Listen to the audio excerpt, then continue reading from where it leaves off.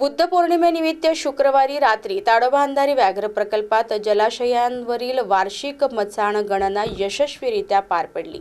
उन्हाळ्यात वन्य प्राणी पाणवठ्यांभोवती एकत्र येतात। त्या पार्श्वभूमीवर कोअर व बफर अशा दोन्ही क्षेत्रात ही महत्त्वपूर्ण गणना राबविण्यात आली।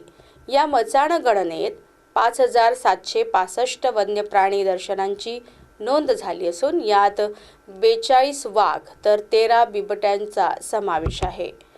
दरवर्षी बुद्ध पौर्णिमेच्या दिवशी हौशी वन्यप्रेमींसाठी ही मचाण गणना ही पर्वणी असते। या दिवशी स्पष्ट चंद्रप्रकाश राहत असल्यामुळे चंद्राच्या शीतल छायेत निसर्गाचा आस्वाद घेत वन्य प्राण्यांची गणना करण्याचा कल दिवसेंदिवस वाढत चाललेला आहे।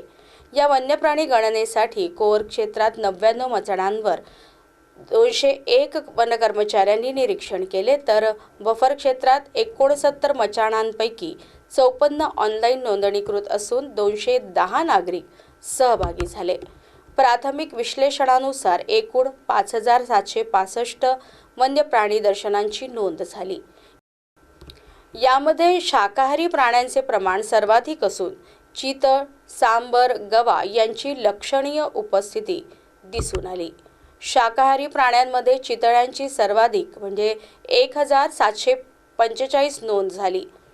मांसाहारी प्राण्यांमध्ये वाघ 42 व बिबट्यांचा 13 दर्शनांसह नोंद झाली। कोर क्षेत्रात 3952 तर बफर क्षेत्रात 1813 वन्य प्राण्यांची नोंद झाली असून एकत्रित संख्या 5765 इतकी झाली आहे। या आकडेवारींमुळे दीर्घकालीन वन्यजीव निरीक्षण, अधिवास व्यवस्थापन व संवर्धन नियोजनास महत्त्वाची दिशा मिळणार असल्याचे वन विभागाकडून स्पष्ट करण्यात आले।